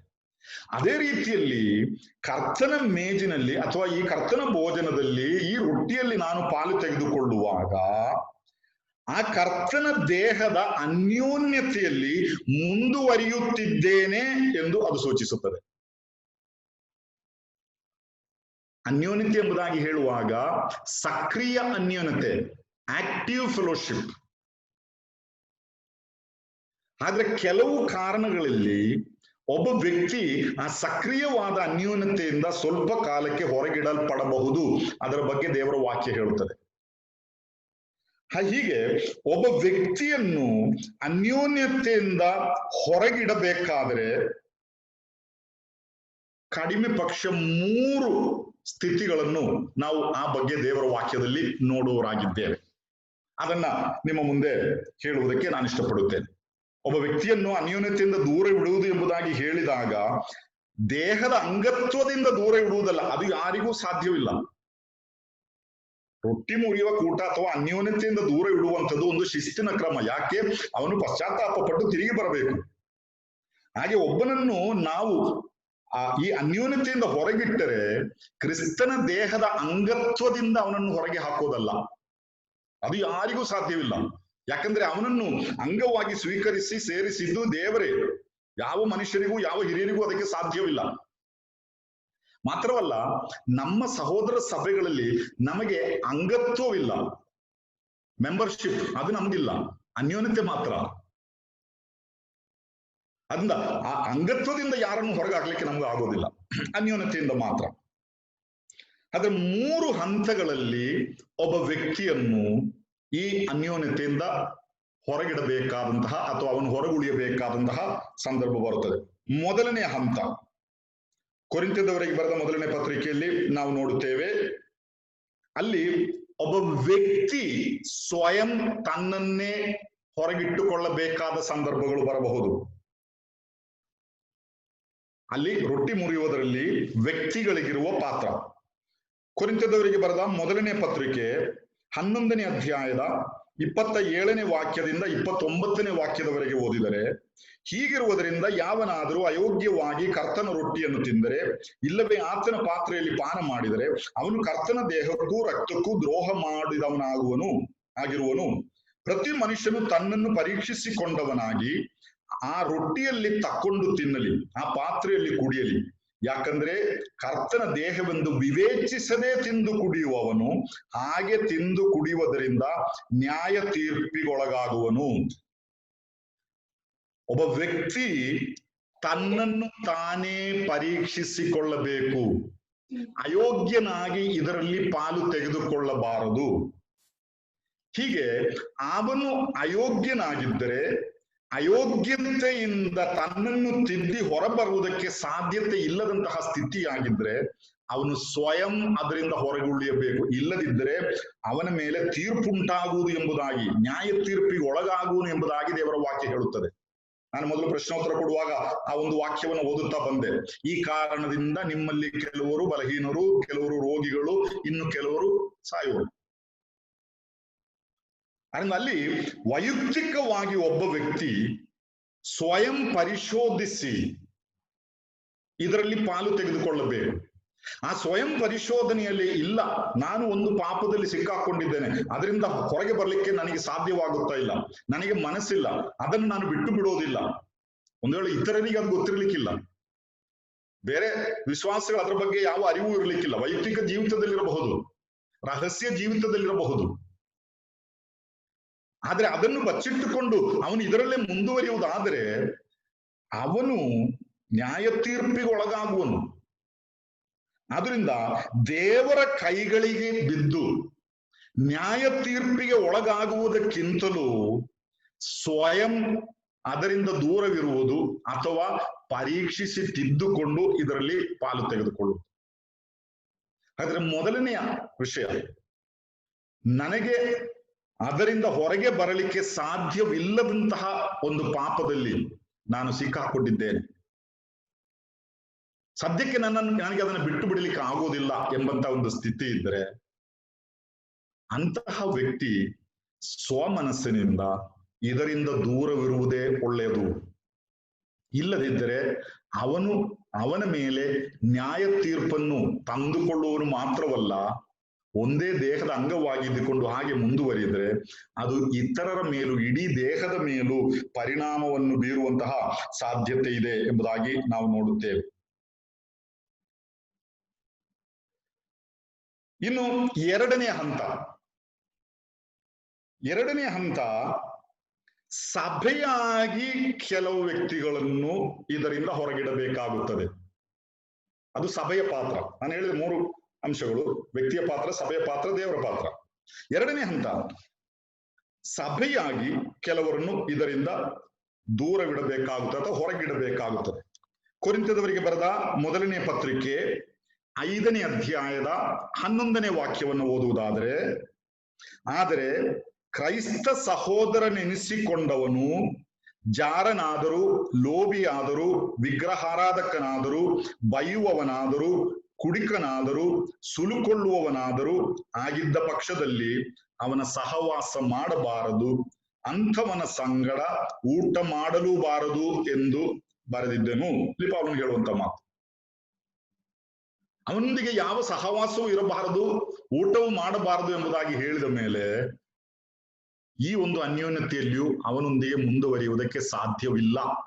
ಇದು ಸ್ಪಷ್ಟವಾಗಿ ದೇವರ ವಾಕ್ಯದಿಂದ ನಾವು ಅರ್ಥ ಮಾಡಿಕೊಳ್ಳುವಂಥದ್ದು. ಹಾಗೆ ಸಹೋದರನೆನಿಸಿಕೊಳ್ಳುವವನು ಇಂತಹ ಪಾಪಮಯವಾದ ಒಂದು ಜೀವಿತದಲ್ಲಿ ಅವನು ಮುಂದುವರಿಯುವುದಾದರೆ ಅವನನ್ನು ಈ ಅನ್ಯೋನ್ಯತೆಯಿಂದ ಹೊರಗಿಡಬೇಕಾದದ್ದು ಸಭೆಯ ಜವಾಬ್ದಾರಿ. ಸಭೆಯಾಗಿ ಕೂಡಿ ಬಂದು ಆ ವಿಷಯವನ್ನು ಮಾಡಬೇಕು ಎಂಬುದಾಗಿ ನಾವು ನೋಡುತ್ತೇವೆ. ಅದು ಸಭಾ ಹಿರಿಯರು ತೆಗೆದುಕೊಳ್ಳಬೇಕಾದ ತೀರ್ಮಾನ. ಹಾಗೆ ಒಬ್ಬನನ್ನು ಹೊರಗಿಟ್ಟರೆ, ಸಭಾ ಹಿರಿಯರು ತೀರ್ಮಾನ ತೆಗೆದುಕೊಂಡರೆ ಅದು ಸಭೆಗೆ ತಿಳಿಸಬೇಕು, ಸಭೆಗೆ ಅದರ ವಿಷಯವಾಗಿ ಅರಿವುಂಟಾಗಬೇಕು. ಕೊರಿಂಥದವರಿಗೆ ಬರೆದ ಮೊದಲನೇ ಪತ್ರಿಕೆ 5ನೇ ಅಧ್ಯಾಯದ 6ನೇ ವಾಕ್ಯದಲ್ಲಿ, ನೀವು ಹಿಗ್ಗುವುದು ಒಳ್ಳೆಯದಲ್ಲ, ಸ್ವಲ್ಪ ಹುಳಿ ಕಲಸಿದರೆ ಕಣಿಕವೆಲ್ಲಾ ಹುಳಿಯಾಗುತ್ತದೆಂಬುದು ನಿಮಗೆ ತಿಳಿಯದು. ಈ ಸ್ವಲ್ಪ ಹುಳಿ ಅಂದ್ರೆ ಸಭೆಯಾಗಿ ನಾವು ನೋಡುವಾಗ ಸಭೆಯಲ್ಲಿ ಎಷ್ಟೋ ವ್ಯಕ್ತಿಗಳಿದ್ದಾರೆ, ಅಂಗಗಳಿದ್ದಾರೆ. ಒಬ್ಬ ವ್ಯಕ್ತಿ ಹುಳಿಯಾಗಿದ್ದರೆ, ಅವನಲ್ಲಿ ಇಂಥ ಪಾಪಗಳಿದ್ರೆ ಇಡೀ ದೇಹಕ್ಕೆ ಅದು ಹುಳಿಯನ್ನು ಹರಡಿಸುತ್ತದೆ ಅಥವಾ ಮಲಿನಗೊಳಿಸುತ್ತದೆ. ಆದ್ರಿಂದ ಆ ರೀತಿಯಾಗಿ ಬಹಿರಂಗವಾದ ಪಾಪ ಜೀವಿತದಲ್ಲಿ ಒಬ್ಬ ವ್ಯಕ್ತಿ ಜೀವಿಸುತ್ತಾ ಇದ್ದರೆ ಅವನನ್ನು ಯಾವುದೇ ರೀತಿಯ ಹೊಂದಾಣಿಕೆ ಮಾಡಿಕೊಳ್ಳದೆ ಅನ್ಯೋನ್ಯತೆಯಿಂದ ದೂರವಿರಬೇಕು. ಅದು ಯಾವ ರೀತಿ ಮಾಡಬೇಕು, ಅವನಿಗೆ ಮೊದಲು ಎಚ್ಚರಿಕೆ ಕೊಡಬೇಕು, ಅದರಿಂದ ದೂರವಿರಲಿಕ್ಕೆ ಹೇಳಬೇಕು. ಇದೆಲ್ಲ ಪದ್ಧತಿಗಳಲ್ಲಿ ದೇವರ ವಾಕ್ಯದಲ್ಲಿ ನಾವು ನೋಡುತ್ತೇವೆ. ಅದಲ್ಲದೆ ಬೇರೆ ಮಾರ್ಗವಿಲ್ಲ. ಇದು ಸಭಾ ಹಿರಿಯರು ವಹಿಸಿಕೊಳ್ಳಬೇಕಾದ ಬಹಳ ಪ್ರಾಮುಖ್ಯವಾದಂತಹ ಒಂದು ಜವಾಬ್ದಾರಿಯಾಗಿದೆ. ಸಭಾ ಹಿರಿಯರ ಒಂದು ಜವಾಬ್ದಾರಿ ಅಂತ ಹೇಳಿದ್ರೆ, ಈ ರೊಟ್ಟಿ ಮುರಿಯುವಾಗ ನಾವೆಲ್ಲರೂ ಸಮಾನರು, ಅದರಲ್ಲಿ ಯಾವ ವ್ಯತ್ಯಾಸವೂ ಇಲ್ಲ. ಆದ್ರೆ ಆ ರೊಟ್ಟಿ ಮುರಿಯುವ ಕೂಟದಲ್ಲಿ ಸಭೆಯಾಗಿ ಕೂಡಿ ಬಂದು ರೊಟ್ಟಿ ಮುರಿಯುವಾಗ ಅಲ್ಲಿರುವ ಶಿಸ್ತನ್ನು ಖಚಿತಪಡಿಸಿಕೊಳ್ಳಬೇಕಾದವರೇ ಈ ಸಭಾ ಹಿರಿಯರು. ಹಿರಿಯರು ಎಂಬ ಪದಕ್ಕೆ ಹಲವು ಅರ್ಥಗಳನ್ನು ನಾವು ನೋಡುತ್ತೇವೆ. ಅದರಲ್ಲಿ ಒಂದು ಅರ್ಥ ಓವರ್ಸಿಯರ್ಸ್ ಅಥವಾ ಮೇಲ್ವಿಚಾರಕರು. ಅದು ದೇವರ ವಾಕ್ಯದಲ್ಲಿ ಆ ವಿಷಯ ಹಿರಿಯರ ಬಗ್ಗೆ ಕ್ಲಾಸ್ ಆಗಿದ್ರೆ ನಾವು ಅದನ್ನ ವಿವರಿಸಬಹುದಾಗಿತ್ತು. ಈಗ ಅದಕ್ಕೆ ಆಳಕ್ಕೆ ಇಳಿದು ಹೋಗ್ಲಿಕ್ಕೆ ನಮಗೆ ಸಮಯವಿಲ್ಲ. ಆದ್ರಿಂದ ಒಂದು ದೇಹದಂತಿರುವ ಒಂದು ಸಭೆ ಒಂದು ಸ್ಥಳದಲ್ಲಿ ಕೂಡಿ ಬಂದು ನಾವೆಲ್ಲರೂ ಒಂದೇ ದೇಹದ ಅಂಗಗಳು, ಅನ್ಯೋನ್ಯತೆ ಅನುಭವಿಸರು ಎಂಬುದಾಗಿ ಹೇಳಿ ಒಂದೇ ರೊಟ್ಟಿಯಲ್ಲಿ ಪಾಲು ತೆಗೆದುಕೊಳ್ಳುವಾಗ ಆ ಸಭೆಯವರಿಗೆ ಗೊತ್ತಿಲ್ಲದೆ ಯೋಗ್ಯತೆ ಇಲ್ಲದಂತಹ ಒಬ್ಬ ವ್ಯಕ್ತಿ ಅದರಲ್ಲಿ ಪಾಲು ತೆಗೆದುಕೊಳ್ಳುತ್ತಿದ್ದಾನೆ ಎಂಬಂತ ಸ್ಥಿತಿ ಇದ್ದರೆ ಅದು ಹಾಗೆ ಆಗಬಾರದು. ಅದನ್ನು ನಿಯಂತ್ರಿಸುವ ಕೆಲಸ ಸಭಾ ಹಿರಿಯರಿಗಿದೆ. ಒಬ್ಬ ಸಾಧಾರಣ ಸಭಿಕನಿಗೆ ಒಂದು ವೇಳೆ ಅದು ಮಾಡ್ಲಿಕ್ಕೆ ಆಗೋದಿಲ್ಲ. ಅದು ಸಭಾ ಹಿರಿಯರು, ಅಂದ್ರೆ ಸಭಾ ಹಿರಿಯರಿಗೆ ಗೊತ್ತಿರಬೇಕು ಯಾರು ರೊಟ್ಟಿ ಮುರಿಯುತ್ತಾರೆ, ಯಾರು ರೊಟ್ಟಿ ಮುರಿಯುವುದಿಲ್ಲ ಎಂಬುದಾಗಿ. ಕೆಲವೊಮ್ಮೆ ನಮ್ಮ ಮಧ್ಯದಲ್ಲಿ ಬರುವಂತ ಪ್ರಶ್ನೆ, ಅತಿಥಿಗಳಾಗಿ ಸಂದರ್ಶಕರಾಗಿ ಯಾರಾದರೂ ಸಭೆಗೆ ಬಂದರೆ ಅವರನ್ನ ಸ್ವೀಕರಿಸಬಹುದೋ ಬೇಡವೋ? ಇದು ಆ ಸ್ಥಳೀಯ ಸಭೆಯ ಸ್ವಾತಂತ್ರ್ಯಕ್ಕೆ ಬಿಟ್ಟಂತಹ ಒಂದು ವಿಷಯ. ಆ ವ್ಯಕ್ತಿಯನ್ನು ಸ್ವೀಕರಿಸುವುದು ಆ ಸ್ಥಳೀಯ ಸಭೆಯ ಒಗ್ಗಟ್ಟನ್ನು ಮುರಿಯುವಂತಹ ಒಂದು ಪ್ರಸಂಗ ಉಂಟು ಮಾಡುವುದಾದ್ರೆ ಆ ಹೊಸದಾಗಿ ಬಂದಂತಹ ಸಂದರ್ಶಕನಾಗಿ ಬಂದಂತಹ ವ್ಯಕ್ತಿಗೆ ಈ ರೊಟ್ಟಿ ಕೊಡುವುದಕ್ಕಿಂತಲೂ ಇಲ್ಲಿ ಇರುವ ಸಭೆಯ ಅನ್ಯೋನ್ಯತೆ, ಹೊಂದಾಣಿಕೆ ಪ್ರಾಮುಖ್ಯ. ಅದರಿಂದ ಸಭಾ ಹಿರಿಯರು ಅದನ್ನ ಖಚಿತಪಡಿಸಿಕೊಳ್ಳಬೇಕು. ಆ ರೀತಿ ಮಾಡುವುದು ತಪ್ಪು ಎಂಬುದಾಗಿ ನಾನು ಹೇಳೋದಿಲ್ಲ. ಯಾಕಂದ್ರೆ ಈಗ ಅಪೊಸ್ತಲನಾದ ಪೌಲನ ವಿಷಯವಾಗಿ ನಾವು ನೋಡುತ್ತೇವೆ. ಅಪೊಸ್ತಲರ ಕೃತ್ಯ 20ನೇ ಅಧ್ಯಾಯದ 7ನೇ ವಾಕ್ಯದಲ್ಲಿ ವಾರದ ಮೊದಲನೇ ದಿನ ರೊಟ್ಟಿ ಮುರಿಯುವ ಕೂಟಕ್ಕೋಸ್ಕರ, ನಿಯಮಕ್ಕೋಸ್ಕರ ನಾವು ಕೂಡಿ ಬಂದೆವು. ಅದು ತ್ರೋವಾದಲ್ಲಿರುವಂತಹ ಸಭೆಯ ವಿಷಯವಾಗಿ. ಪೌಲನು ತ್ರೋವಾ ಸಭೆಯ ಸದಸ್ಯನಲ್ಲ. ಪೌಲನು ಅಂತ್ಯೋಕ್ಯದಿಂದ ಕಳಿಸಲ್ಪಟ್ಟವನು. ಪೌಲನು ಪ್ರಯಾಣ ಮಧ್ಯದಲ್ಲಿ ತ್ರೋವಾ ಸಭೆಗೆ ಬಂದಿದ್ದಾನೆ, ಅವನನ್ನು ಅವರು ಸ್ವೀಕರಿಸಿದ್ದಾರೆ. ಹೀಗೆ ವಾಕ್ಯಕ್ಕನುಗುಣವಾಗಿ ಸಂದರ್ಶಕರಾಗಿ ಬಂದಂತಹ, ಅತಿಥಿಗಳಾಗಿ ಬಂದಂತಹ ವ್ಯಕ್ತಿಯನ್ನು ಸ್ವೀಕರಿಸುವುದರ ಆ ಸ್ಥಳೀಯ ಸಭೆಯ ಒಗ್ಗಟ್ಟಿಗೋ ಅವರ ಆ ಪರಿಶುದ್ಧ ಜೀವಿತಕ್ಕೋ ಯಾವುದೇ ತೊಂದರೆ ಇಲ್ಲದಿದ್ದರೆ, ಆ ವಿಷಯದಲ್ಲಿ ಆ ಸಭೆಯ ಹಿರಿಯರಿಗೆ ಪೂರ್ಣ ಮನವರಿಕೆ ಇದ್ದರೆ ಅವರನ್ನ ಸ್ವಾಗತಿಸಬಹುದು. ಕೆಲವು ಕಡೆಗಳಲ್ಲೆಲ್ಲ ಸ್ಟ್ರಿಕ್ಟ್ ಆಗಿರುವಂತಹ ಅಸೆಂಬ್ಲಿಗಳಲ್ಲೆಲ್ಲ ಕಮೆಂಡೇಶನ್ ಲೆಟರ್ ಇಲ್ಲದೆ ಯಾರನ್ನೂ ರೊಟ್ಟಿ ಮುರಿಯೋ ಕೂಟಕ್ಕೆ ಸ್ವೀಕರಿಸೋದಿಲ್ಲ. ಆದ್ರೆ ಅಷ್ಟೊಂದು ಕಠಿಣ ನಿಲುವು ಭಾರತದಲ್ಲಿ ಹೆಚ್ಚು ಸಭೆಗಳು ನಾವು ತೆಗೆದುಕೊಳ್ಳುತ್ತಾ ಇಲ್ಲ. ಬಾಯಿ ಮಾತಿನಿಂದ ಹೇಳಿದ್ರೆ ಹೆಚ್ಚಿನ ಹಿರಿಯರು ನಮ್ಮನ್ನು ಸ್ವೀಕರಿಸುತ್ತಾರೆ. ಹೇಗೂ ಅದು ಆ ಸ್ಥಳೀಯ ಸಭೆಗೆ ಬಿಟ್ಟಂತಹ ಒಂದು ವಿಷಯವಾಗಿದೆ. ಇದು ಸಭೆಯ ಜವಾಬ್ದಾರಿ. ಇನ್ನು ಮೂರನೇ ಹಂತಕ್ಕೆ ನಾವು ಬರುವುದಾದ್ರೆ, ಮೂರನೇ ಹಂತ, ದೇವರು ತಾನೇ ಕೆಲವರನ್ನು ಇದರಿಂದ ದೂರ ಬಿಡುತ್ತಾನೆ. ಅಲ್ಲಿ ದೇವರ ಪಾತ್ರವನ್ನು ನಾವು ನೋಡುತ್ತೇವೆ. ನಾವು ಕೊರಿಂಥದವರಿಗೆ ಬರೆದ ಮೊದಲನೇ ಪತ್ರಿಕೆ 11ನೇ ಅಧ್ಯಾಯದ 30ನೇ ವಾಕ್ಯದಿಂದ 32ನೇ ವಾಕ್ಯದವರೆಗೆ ಓದುವುದಾದ್ರೆ ಅಲ್ಲಿ ನಾವು ಮೊದಲೇ ನೋಡಿದ್ದೇವೆ. ಈ ಕಾರಣದಿಂದಲೇ ನಿಮ್ಮಲ್ಲಿ ಬಹುಮಂದಿ ಬಲಹೀನರು, ರೋಗಿಗಳು ಆಗಿದ್ದಾರೆ ಮತ್ತು ಅನೇಕರು ಸಾಯುತ್ತಾರೆ. ನಮ್ಮನ್ನು ನಾವೇ ವಿಚಾರಿಸಿಕೊಂಡರೆ ನ್ಯಾಯ ವಿಚಾರಣೆಗೆ ಒಳಗಾಗುವುದಿಲ್ಲ. ಇಲ್ಲಿ ರೋಗಿಗಳಾಗುತ್ತಾರೆ, ಬಲಹೀನರಾಗುತ್ತಾರೆ, ಸಾಯುತ್ತಾರೆ. ಯಾವ ಕಾರಣದಿಂದ? ಅಯೋಗ್ಯರಾಗಿ ಇದರಿಂದ ಪಾಲು ತೆಗೆದುಕೊಳ್ಳುವುದರಿಂದ. ಅವರನ್ನು ರೋಗಿಗಳನ್ನಾಗಿ, ಬಲಹೀನರನ್ನಾಗಿ ಮಾಡುವವರು ಯಾರು? ಅವರನ್ನು ಸಾಯುವಂತೆ ಅವರ ಪ್ರಾಣವನ್ನು ತೆಗೆಯುವವನು ಯಾರು? ಮನುಷ್ಯರಲ್ಲ. ವ್ಯಕ್ತಿ ವೈಯಕ್ತಿಕವಾಗಿ ತನ್ನನ್ನು ಪರಿಶೋಧಿಸಿ ತಿದ್ದಿಕೊಂಡು ಇದರಲ್ಲಿ ಪಾಲು ತೆಗೆದುಕೊಳ್ಳೋದಕ್ಕೆ ವಿಫಲನಾದ್ರೆ, ಎರಡನೇ ಹಂತ ಸಭೆ ಅದನ್ನು ಗುರುತಿಸಿ ಅವನನ್ನು ಹೊರಗಿಡಬೇಕು. ಇನ್ನು ಸಭೆಯು ಅದನ್ನು ಅವಗಣನೆ ಮಾಡಿ ಆ ಕೆಲಸ ಮಾಡದಿದ್ರೆ, ಮೂರನೇ ಹಂತ ದೇವರೇ ಅದಕ್ಕೆ ಕೈ ಹಾಕುವುದು. ಅದು ಬಹಳ ಸ್ಪಷ್ಟವಾಗಿ ದೇವರ ವಾಕ್ಯದಲ್ಲಿ ಕಾಣುವಂತಹ ವಿಷಯ. ರೋಗಿಗಳಾಗಬಹುದು, ಬಲಹೀನರಾಗಬಹುದು, ಸಾಯಬಹುದು. ಹೀಗೆ ದೇವರು ತಾನೇ ಸ್ವಯಂ ಆ ವ್ಯಕ್ತಿಯನ್ನು ಹೊರಗಿಡುವುದಕ್ಕೆ ಆ ಒಂದು ಹೆಜ್ಜೆ ತೆಗೆದುಕೊಳ್ಳುತ್ತಾನೆ ಎಂಬುದಾಗಿ ನಾವು ಇಲ್ಲಿ ನೋಡುತ್ತೇವೆ. ಹಾಗೆ ಒಬ್ಬನು ಸಾಯುವುದು ಅಂತ ಹೇಳಿದ್ರೆ ಅವನ ರಕ್ಷಣೆ ನಷ್ಟವಾಯಿತು ಎಂಬುದಾಗಿ ಅಲ್ಲ. ಅವನು ಸಭೆಯ ದೇಹದ ಅಂಗವಾಗಿದ್ದಾನೆ, ನಿತ್ಯತೆಗೆ ಅವನು ಅರ್ಹನಾಗಿದ್ದಾನೆ. ಯಾಕೆ ಅವನನ್ನು ರೋಗಿಯಾಗಿ ಮನೆಯಲ್ಲಿ ಉಳಿಸುತ್ತಾನೆ? ನೀನು ಇದರಲ್ಲಿ ಇನ್ನೂ ಪಾಲ್ಗೊಳ್ಳಬಾರದು. ಯಾಕೆ ಮರಣ ಮುಖಾಂತರ ಅವನನ್ನು ಈ ಲೋಕದಿಂದ ದೇವರು ತೆಗೆದು ಬಿಡುತ್ತಾನೆ? ಅದಕ್ಕೆ ಕಾರಣವನ್ನು ಅದೇ ವಾಕ್ಯದ ಕೊನೆಯಲ್ಲಿ ನಾವು ನೋಡುತ್ತೇವೆ. ಇವರಿಗೆ ಲೋಕದವರ ಸಂಗಡ ಅಪರಾಧಿಗಳೆಂಬ ನಿರ್ಣಯವಾಗಬಾರದೆಂದು ನಮ್ಮನ್ನು ಶಿಕ್ಷಿಸುತ್ತಾನೆ. ಹಾಗಾದ್ರೆ ಈ ಬಲಹೀನತೆ, ಈ ರೋಗ, ಈ ಮರಣ ಇದು ಒಂದು ಶಿಕ್ಷೆ. ಯಾಕೆ? ಲೋಕದವರ ಸಂಗಡ ನಮಗೆ ಶಿಕ್ಷೆ ಉಂಟಾಗಬಾರದು. ಅದು ನಮ್ಮ ಒಳಿತಿಗಾಗಿ ದೇವರು ಮಾಡುವಂಥದ್ದು. ಹಾಗೆ ಮೂರನೇ ಹಂತ, ದೇವರೇ ಸ್ವಯಂ ಅದನ್ನು ಮಾಡುತ್ತಾನೆ ಎಂಬುದಾಗಿ ನಾವು ನೋಡುವರಾಗಿದ್ದೇವೆ. ಇನ್ನು ಕೊರಿಂಥದವರಿಗೆ ಬರೆದ ಮೊದಲನೇ ಪತ್ರಿಕೆ 11ನೇ ಅಧ್ಯಾಯದ 33-34ನೇ ವಾಕ್ಯವನ್ನು ನೋಡುವಾಗ, ಆದ ಕಾರಣ ನನ್ನ ಸಹೋದರರೇ, ಈ ಭೋಜನವನ್ನು ಮಾಡುವುದಕ್ಕೆ ಕೂಡಿ ಬರುವಾಗ ಒಬ್ಬರನ್ನೊಬ್ಬರು ಕಾದುಕೊಳ್ಳಿರಿ. ಒಬ್ಬನು ಹಸಿದರೆ ಅವನ ಮನೆಯಲ್ಲೇ ಊಟ ಮಾಡಲಿ.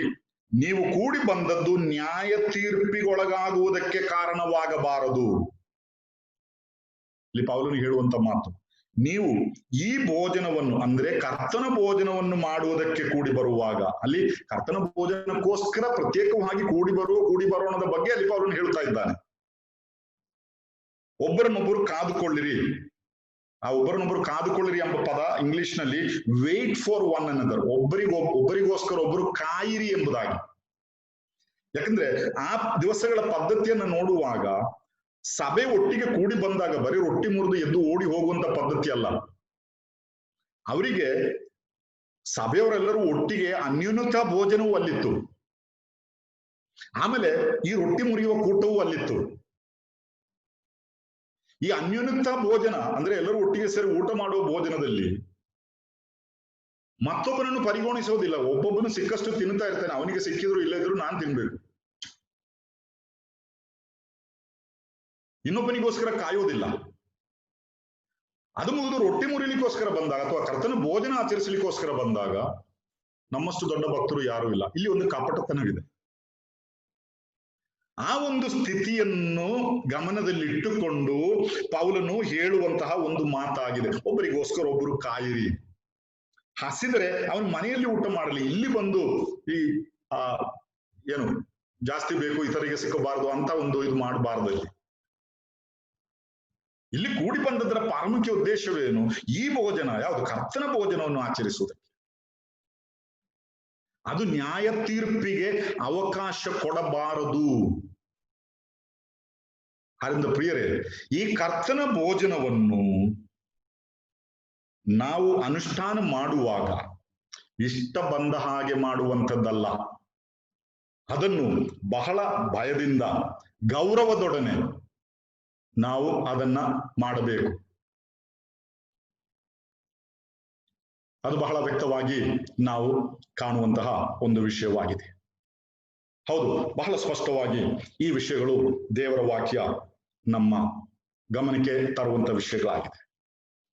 ಈ ನಮ್ಮ ಸಹೋದರ ಸಭೆಗಳಿಗೆ ಕೆಲವು ಪ್ರತ್ಯೇಕತೆಗಳು, ಕೆಲವು ವಿಶಿಷ್ಟತೆಗಳು ಇದೆ. ಅದನ್ನೆಲ್ಲ ವಿವರಿಸಲಿಕ್ಕೆ ನಾನು ಈಗ ಹೆಚ್ಚು ಸಮಯ ತೆಗೆದುಕೊಳ್ಳುವುದಿಲ್ಲ. ಒಂದೆರಡು ನಿಮಿಷದಲ್ಲಿ ಆ ಒಂದು ಪಟ್ಟಿಯನ್ನು ಓದಿ ನಾನು ಈ ಸಂದೇಶವನ್ನು ಮುಗಿಸುತ್ತೇನೆ.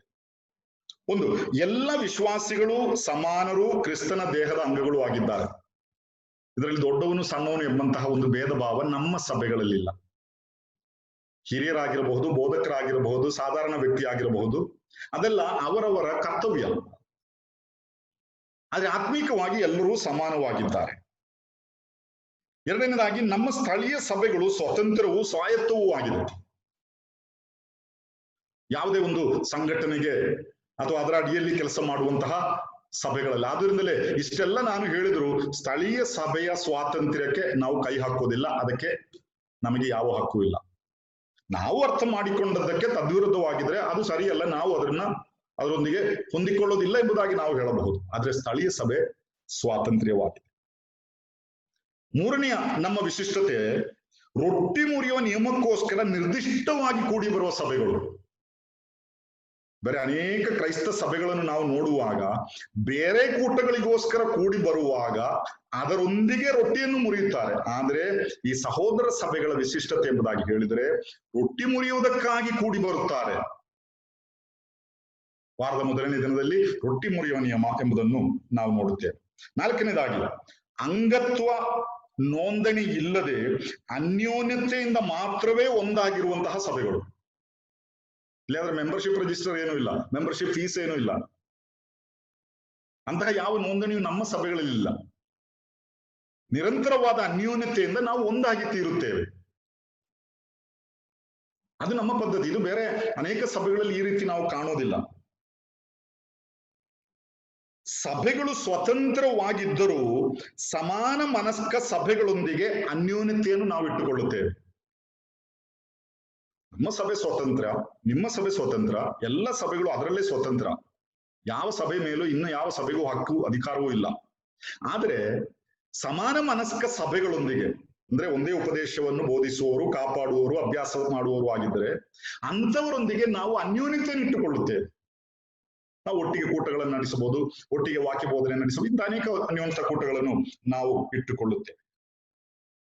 ಆರನೇದಾಗಿ, ಏಕಾಧಿಪತ್ಯ ಇಲ್ಲದೆ ಹಿರಿಯರ ಬಹುತ್ವದಿಂದ ಮಾತ್ರ ನಡೆಸಲ್ಪಡುವ ಸಭೆ. ಇಲ್ಲಿ ಏಕಾಧಿಪತ್ಯವಿಲ್ಲ, ಒನ್ ಮ್ಯಾನ್ ಶೋ ಅದಿಲ್ಲ. ಇಲ್ಲಿ ಹಿರಿಯರು ಎಂಬುದು ಬಹುವಚನ. ಅದರಿಂದ ಹಿರಿಯರ ಬಹುತ್ವದಿಂದಲೇ ಈ ಸಭೆಗಳು ನಡೆಸಲ್ಪಡುತ್ತದೆ.